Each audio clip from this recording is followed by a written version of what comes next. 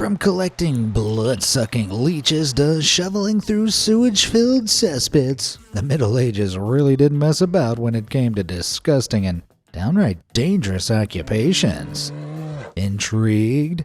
Well, travel back in time with me as we check out the worst jobs you could be assigned in medieval times.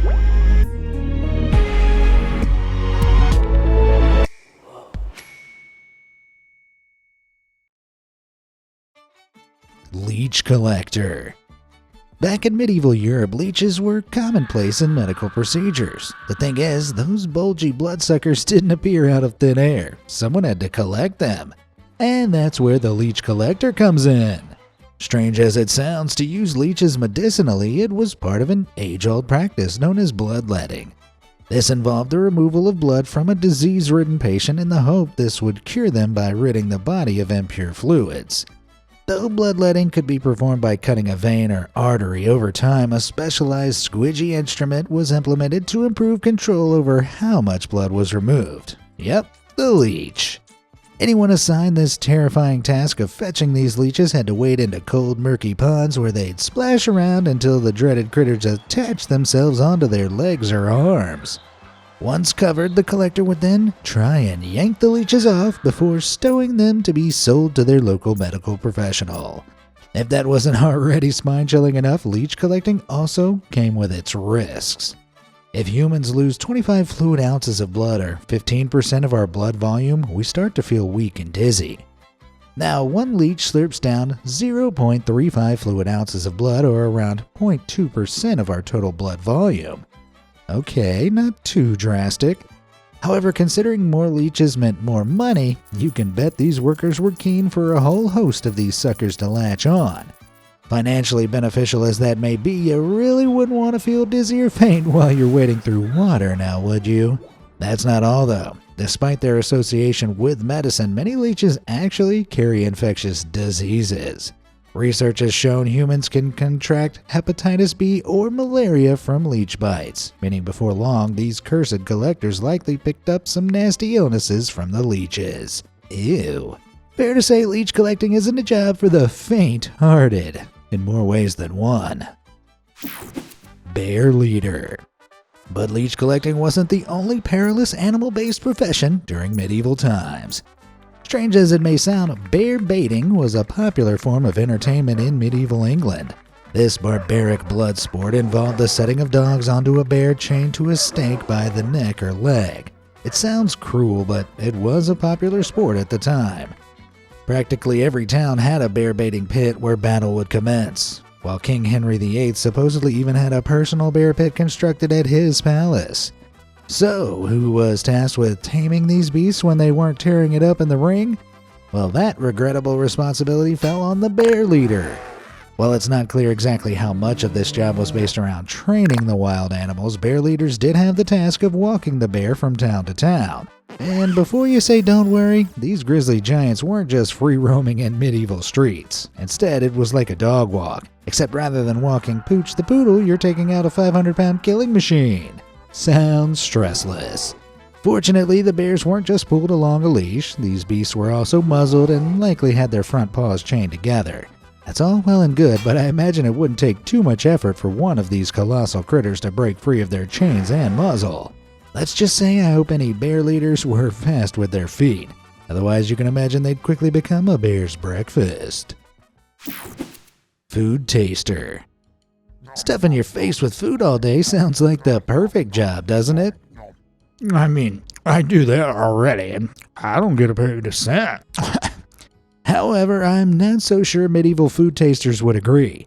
During the Middle Ages, many monarchs were paranoid they'd be poisoned. As a result, they employed food tasters who had the job of, well, tasting the food. The thinking was if the food tasters ate some of their monarch's munch and either didn't taste anything strange or fall to the floor in a heap, it was safe for consumption. Nothing like a bit of life-threatening labor. Food tasters were present at every one of Henry VIII's feasts, where they'd be forced to chow down every single item on the monumental banquet. Even worse, they spent the entire time on their knees. Can you imagine that? Eating potentially poisoned food for hours until your belly aches and all without having the comfort of sitting on a chair? But food wasn't the only item that medieval royals feared had been laced with poison. Henry VIII was so paranoid he was convinced his enemies poisoned the clothes of him and his family. As a result, the royals rarely put clothes on before having someone test them first. For example, when it came to dressing Henry's son, Edward, they'd first be tested on a boy around the same size as the prince. From there, they'd wait, seeing if the clothes tester would cry out in pain from any lingering poisonous powder that was hidden on the linen. Ouch. If that wasn't protection enough, Henry VIII even had servants check his bed to prove it hadn't been smeared with any poison. You'd presume they'd do this by patting down the duvet covers to see if they felt any strange sensation, but that'd be too kind for horrid Henry. Instead, the king forced his servants to smooch every part of the sheet, pillows, and blankets before he'd get under the covers. Talk about a kiss of death. Arming squire. Nowadays, kids dream of growing up to be a sports star or a super talented singer. But back in medieval times, some youngsters had a very different ambition. Many boys had lofty aspirations of becoming a knight. However, you couldn't just become a knight. Instead, boys as young as 14 had to first go through the arduous occupation of an arming squire. Essentially, the squire was a young servant to a knight. This involved carrying out errands for their knights. These ranged from tying their laces to caring for their horse and even guarding over them as they slept. Doesn't sound too fun, right? However, out on the battlefield, the job of the arming squire got far worse. If a knight's weapon or armor broke during the battle, the arming squire was expected to fetch and deliver replacements. Entering a battle was dangerous enough for a knight, let alone an arming squire who had to run in without any weapons or armor. Given that, some squires never realized their knighthood dreams as they were struck down while carrying out their servantly duties during battle. For the lucky squires that did survive, their work wasn't over once the battle had commenced. Ever heard the phrase, knight in shining armor? Yeah, well, a knight's armor wasn't always so shiny. After fighting, their protective plates would be covered in an odorous mix of dirt, blood, and guts. Guess whose job it was to clean that up? You got it, the arming squire. Even worse, they'd use a mixture of sand, vinegar, and urine to scrub that mess off. I don't even want to imagine that smell. By the age of 18, if the arming squire had first survived and then done enough to pass this stage of their knighthood training, they could finally fulfill their dream of becoming a knight. Cool as that be, being an arming squire sounds like the world's worst work experience, and that's coming from someone that worked at their dad's label-making company for a week. Whipping boy. Ever taken the hit for something that wasn't your fault? Pretty annoying, isn't it? But what if I told you there was once a medieval job that revolved around taking the punishment for someone else's mistakes? Unbelievable as it sounds, that was the task of the whipping boy. You see, as the royal status of a prince exceeded that of his tutor, he couldn't be punished by them. It was believed the only person who could punish a prince was the king. However, since the kings were often too busy conquering new lands, they didn't have time to discipline their own children. So, with no king in town, how exactly could princes be punished? Well, sadly, according to some historians, this is where the role of the whipping boy comes in. A whipping boy would be a youngster who'd grown up alongside His Royal Highness, say the son of the king's cook, for example. The thinking was that a prince seeing their friend punished for something they were responsible for would be enough motivation for them to not repeat the offense. Contemporary sources claim that Henry VIII's son Edward had a whipping boy. Apparently, whenever the king-in-waiting was heard saying any colorful language, his close friend Barnaby Fitzpatrick was whipped in Edward's presence. Jeez, poor Barnaby. Let's just hope young Edward wasn't a sadist, eh? Fuller and tanner. Nowadays, us humans use fabric softener to detangle clothes fibers in our clothes, making them nice and soft on our skin. Back in the day, though, there was no such thing as fabric softener. Instead, it was the job of a fuller to make sure the cloth they were working on was clean and soft. To do this, they had to stomp onto the wool inside a large fluid-filled bucket for hours at a time. Okay, sounds pretty tiring, but still, I can think of worse jobs. Oh wait, there's a catch. You see, these buckets wouldn't be filled with water, but stale human urine. Yep, you heard that right. Fullers would spend their days trampling wool up to their knees in pee-pee. Man, imagine the stench. Sickening as it sounds, the ammonium salts found in urine help soften and cleanse the cloth, while they even work to brighten white clothing too. Even still, whoever invented fabric softener deserves a statue. Speaking of pee, you're in for a treat with the job of a tanner. Like fullers, these guys worked with animal products, but instead of softening and bleaching wool, a tanner would transform animal skins and hides into leather. After receiving the skin of a slaughtered animal, they'd first have to wash off any blood, mud, and manure that came with it. As you can imagine, the odor of a freshly skinned grubby animal hide wasn't pleasant. In fact, the odors were so strong that tanners sometimes even vomited on the job. Once they'd clean up the animal's skin and their own vomit, the tanner's job was centered around removing all of the hair from the skin. For months, they'd have the tiring task of scraping hair off the hides. To make the process easier, tanners would often soak the hides in, you guessed it, urine. Maybe they borrowed the fuller's batch of the stale stuff. While it sounds gross, ammonia found in urine helps dissolve keratin, the structural protein in hair, allowing tanners to easily remove it from the hides. Once all the hairs were removed, then came the final step, softening the skin. So what did medieval tanners use? No, not urine. Still, it wasn't much more pleasant. They made a stinky solution out of pigeon and dog poop, with the substance supposedly containing enzymes that made the leather more stretchy.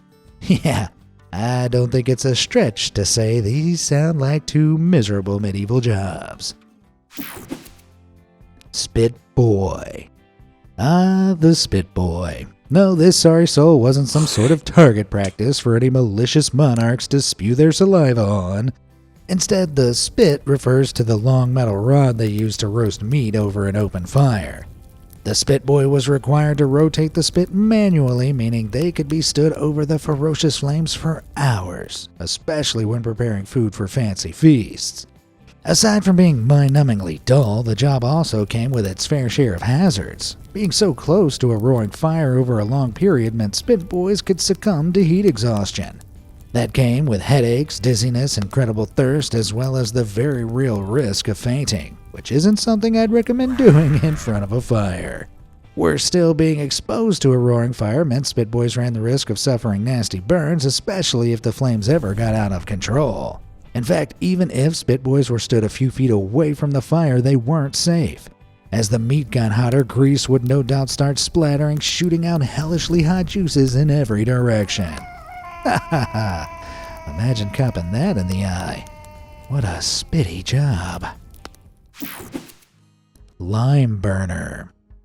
While we're on the topic of red-hot jobs, that brings us to the lime burner. In medieval times, calcium oxide, or quicklime, was used to make mortar for buildings.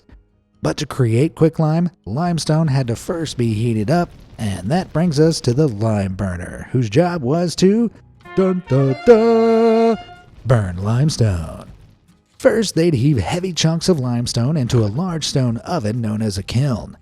To burn the limestone, the kiln would be heated at a soaring 1,500 degrees Fahrenheit. For reference, that's 3 times hotter than the maximum temperature of conventional ovens. But the horrible heat was the least of these guys' worries. When limestone is heated, it releases carbon dioxide. Considering prolonged exposure to this can result in dizziness, confusion, and unconsciousness, you do well to steer clear of the sinister stuff. Sadly for lime burners, inhaling carbon dioxide came with the job. Even worse, they'd be exposed to the noxious fumes for hours on end. You see, the kiln needed to be burning 24 hours a day for no less than a week until the limestone was broken down into quicklime. Typically, a 2-man team would work over a kiln, with one man working a 12-hour day shift while the other did the 12-hour night shift. So that's horrifyingly hot working conditions, the ever-present risk of passing out, and if all that wasn't enough, back-breaking 12-hour shifts too. Man, I'm never going to look at medieval architecture the same again. Treadwheel operator. Making mortar for construction was one thing, but how exactly did they build such awe-inspiring architecture in medieval times? After all, it's not like they could call on cranes to transport heavy construction materials. Well, surprising as it may sound, the medieval period had its own special sort of crane. The ancestor of the modern crane, known as the treadwheel crane, may look like a giant hamster wheel at first glance, but it used sheer manpower to help build some of the most impressive structures in medieval Europe. The wheel had a 15-foot diameter, allowing 1 or 2 people inside. Whoever was inside the wheel would power the machine simply by walking. Attached to a pulley, the crane's rope turned onto a spindle as the wheel moved to lift the load. Sounds simple enough. Well, not for the workers. For starters, it was exhausting. Operators had to step on the wheel for hours at a time to lift up the heavier loads. If they managed to lift the load without passing out from exhaustion, they also had to somehow stop the wheel. These contraptions had no braking system, meaning if the operator weren't strong enough, the motion of the wheel could take them for a spin. Man, I'm getting dizzy just thinking about it. Aside from the exhaustion and dizziness, the work of a treadwheel operator was also incredibly dangerous. As the whole point of treadwheels was to haul material up, they were often found on the top of buildings. Considering the tallest buildings in medieval Europe were well over 400 feet, it was certainly a nerve-jangling task. Imagine being stationed hundreds of feet in the air and those wooden planks suddenly give way beneath your feet. Let's just hope no one operating these mechanisms had a fear of heights. Saying that, some historians have even suggested the job was often given to blind people as they wouldn't be terrified by the sight of the sheer drop. All of a sudden, treadmills look like light work. Executioner.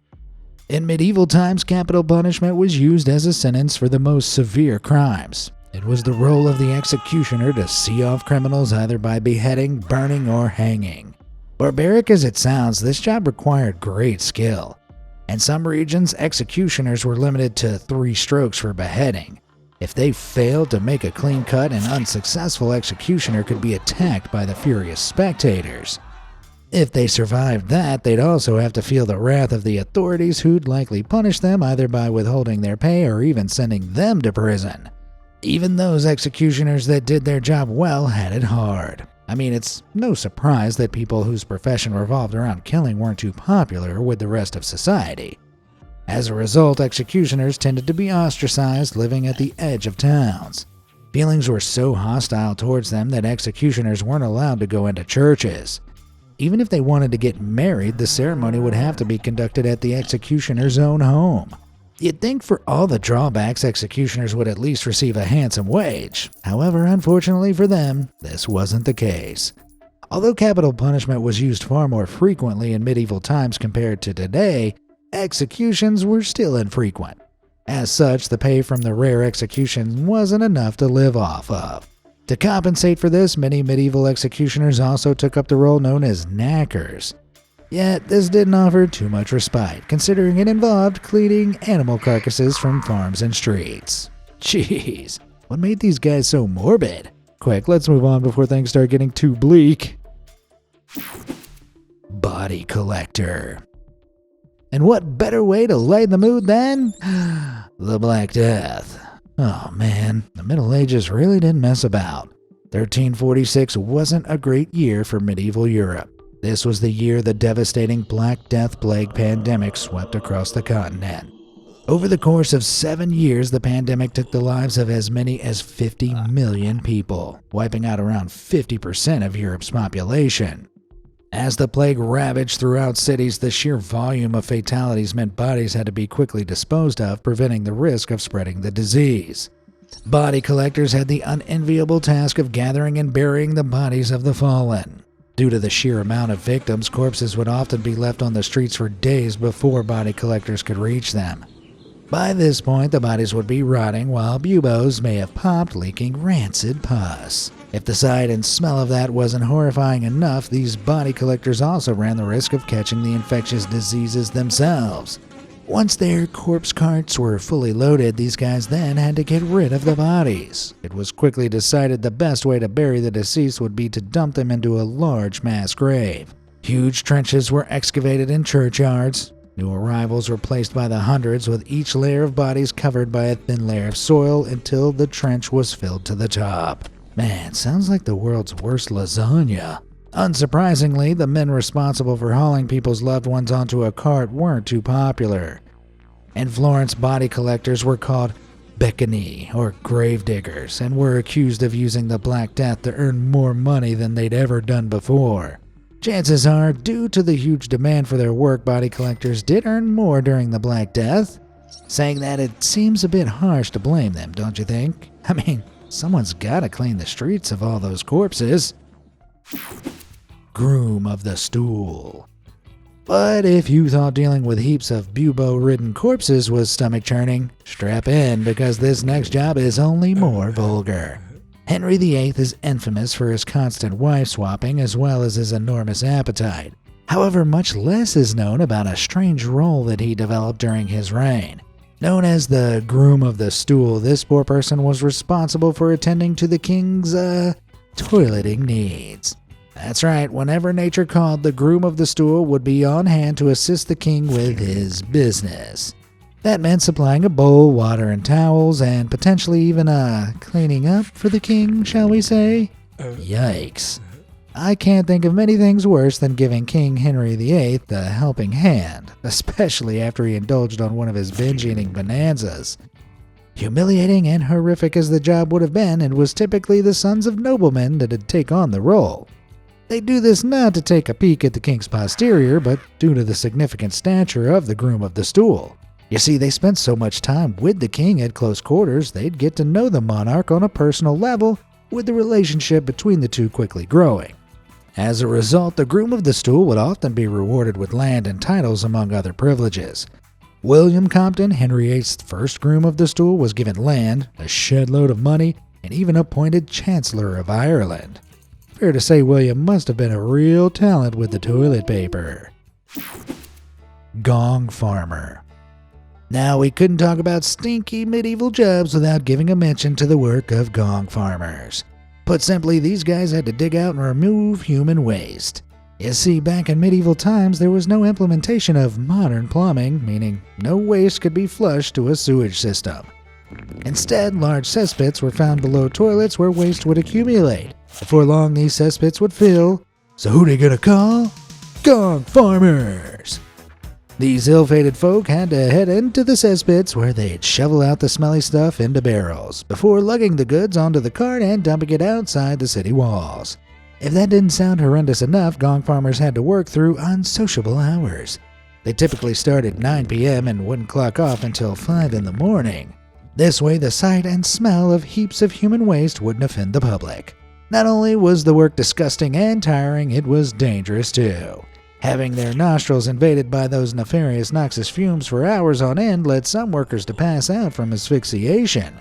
Tragically, for some gong farmers, it could get even worse. Take the case of Richard the Raker. In 1326, when attempting to shovel out sewage, he lost his footing and fell straight into the deep, stinky sludge, sinking down to his demise. Man, what a waste. Phew, that rounds up the worst medieval jobs. Pretty rough, right? What did you make of those ominous occupations? Do you know any other disgusting, dreadful jobs from the Middle Ages? Let me know in the comments below, and thanks for watching.